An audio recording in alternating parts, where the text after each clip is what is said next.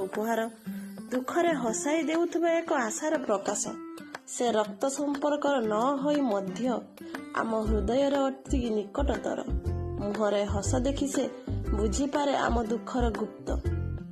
ବେଳେ ବେଳେ ତା ସହ କଳି ହୋଇଯାଏ, କିନ୍ତୁ ତାପରେ ତା ବିନା ଜୀବନ ଶୂନ୍ୟ ଲାଗେ।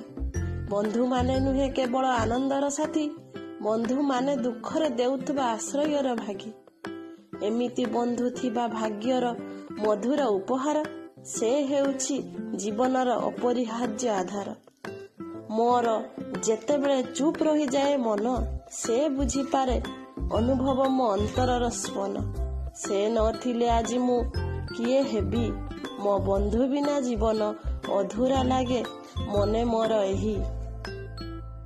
ମୁଁ ଆଜି କଥା କଥାରେ ରୋଷେଇ କରିଛି ଏବଂ ମୋ ବନ୍ଧୁ ପାଇଁ ମଧ୍ୟ କିଛି କହିଛି। ଯଦି ଏଇ ମୋ ବନ୍ଧୁ ପାଇଁ କରିଥିବା ବର୍ଣ୍ଣନାଟି ଆପଣଙ୍କୁ ଭଲ ଲାଗିଥିବ, ମୋତେ ନିହାତି କମେଣ୍ଟ ମାଧ୍ୟମରେ ଜଣେଇବେ।